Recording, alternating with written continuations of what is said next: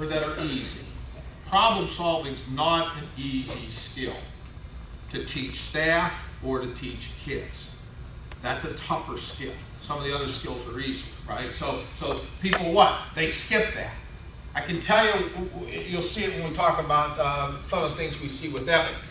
You know what staff don't like to do? They don't like to role play. They're not comfortable role playing, right? And yet it's so important, right? They don't like doing it, so what do? They don't role play, right? So the kid never sees the skill. He never hears you say, you know, well, let me show you how I might handle it, right? So those are things you can't skip. They resist feedback on the delivering treatment as designed. Okay? They say things like, well, I don't have enough time in the session, or, you know, that's not how I do it. So big one. They resist changes to the treatment schedule when the dosage is increased. Okay? That's a tough one. Anybody use positive peer culture here, the model? Good. Good. It's a bad model. Right? A lot of folks use the model. In the adult world, they call it therapeutic community. In kids, we call it guided group interaction, positive peer culture, right? And when we go in and try to change them from that model, there's a lot of staff resistance. You know why? Because now they got to run the groups. Now they have to work. Yeah. Because with that model, guess who's running the groups? The kids. Right? And I always say, if they could fix themselves, they wouldn't be here. Right? So I'm not a fan of that model. Right? I don't think there's any substitute for professionally delivered and run groups and facilitation. Right? But when you say to staff, we got to do more groups, you got to run them. Right? There's always going to be resistance. They're quick to conclude that changes to treatment aren't working, particularly if a participant fails, or if you've got to go in and change something, right? Could they, you know, it's real quick. We tried that, didn't work. He went out and did this, right? You got to know the big picture. What did I tell you? You're going to fix them all? No. High-risk group, you're going to get failures. You're going to get big failures, a lot of failures, you know? But I can guarantee if you're doing it well, you're getting 20, 25%, 30% effect. So that happens. And often, this is always an issue, consistency in high fidelity program delivery. Some models, like FFT and MST, really require high fidelity. They created whole apparatuses just to monitor those programs. And so that's always a challenge in the treatment. Quality assurance, probably the biggest challenge. Folks drift from the model. Right? So you come in, you spend a lot of money, you get somebody to design it, and my experience with the state in Ohio, you know, we went in, we created a great program, we trained everybody.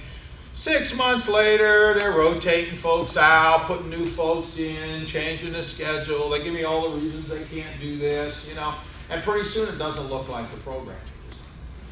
You know, I'm sure that doesn't happen to you in Virginia, but it happens to us in Ohio. The other is they introduce new program elements that are not always consistent with the model. Right? Again, I'll pick on Ohio, right? We have a structured social learning, cognitive behavioral program, right? And they said to us, we want to do boys circles.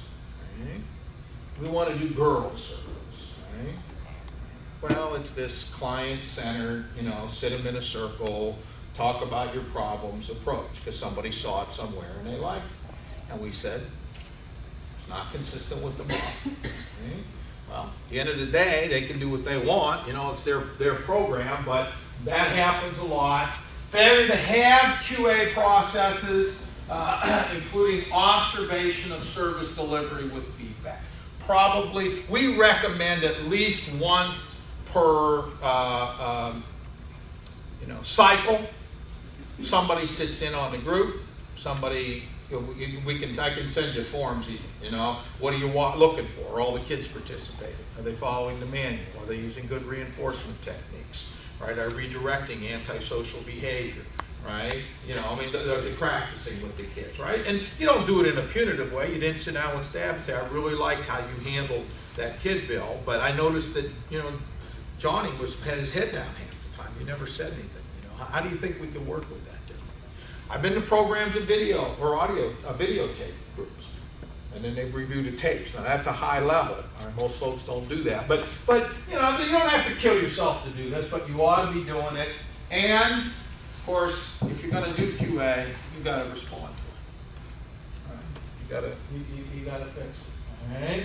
Other barriers, of course, you all know more about these than I do. Political, financial, personal barriers. Money's always a barrier. People always say we don't have enough money, and how do we do this? And you know, I don't have a solution for that, other than to say, quit doing stuff that doesn't work.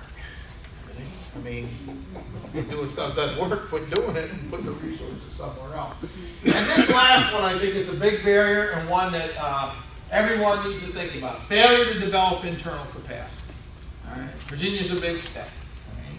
You're going to get trained on motivational interviewing. You're going to get trained on COG. You're going to get trained on assessment. You're going to get trained on ethics, whatever it is. Then you ought to be asking whoever you're paying to do that, will you train trainers at some point? Okay. Because how much turnover do you have? Right? 10%, 15%, even if it's low. Right? So what are you going to do with the new staff you hire? Who's going to train? Well, you're not going to bring in this guy for $20,000 to train again. You're going to say to what? Well, he'll train you. Bill will train you. He does this pretty well. Right? All the studies show fidelity just starts to go to hell when that happens. So you have to think as an organization. For you small counties, you know, get in with a couple counties. And so if you get a training where you have somebody come in and training you on some technique, ask them if they'll train a couple trainers. Right, out of that process, and then you have a couple trainers and you lend them out. That's what we did in Ohio. We just developed a new assessment system. We couldn't train 4,000 people across the state. You know, I don't have the resources and time for that. You know, and so we train trainers, and we have high fidelity requirements to be a trainer, but they're all part of the court systems. And so if Cleveland does a training and they have 10 spots, somebody from other counties can go into that training, and it doesn't cost them anything other than their time. So you have to think about that, because if not, it's going to be real hard to maintain your fidelity over time. All right. I'll do this one real quick, and then we'll take questions. Implementing ethics, some of the things we have found with ethics, and the biggest challengers that we see from the perspective of the officers. First complaint we hear is it's time consuming. It takes a lot of time. And that's the first complaint. How many POs do we have? All right, so we have a few. So, you know, y'all, well, what's your caseload? How big is your caseload?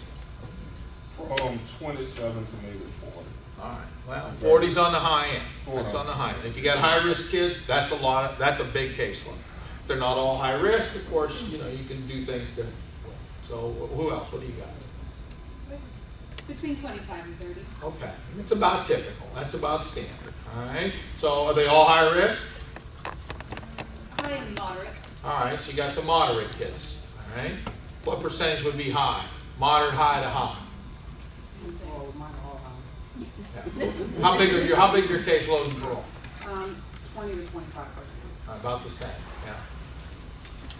So, you know, it's tougher if you got all high-risk kids. It's tougher, right? Because now if I'm saying you got to spend more time with them, right? Where's that time going to come? So that's one complaint. They all say it's more difficult to do ethics in the field. It's easier in the office. That's another complaint we hear. That's okay if all you do is office work, but a lot of folks do field work too. And here's what they say, right? Because if we go out with ethics, you know, we got the parents, the siblings, the distractions in the home, right? You know, a lot of things are going on. It's tougher to do ethics in that environment. We also hear we already do it, just not in the order you see ones. That's a common one, and that's a horseshit one. It's easy enough to say good job. There's no need to weigh the pros and cons of engaging in a pro-social choice, right? So they don't like, you did great, and here's why that's a good thing. They don't think they ought to be doing that. And the last one we hear a lot, I'm not a counselor. I refer them to counseling services. It's not my job. So we hear a lot of that Obviously, I'm real sympathetic.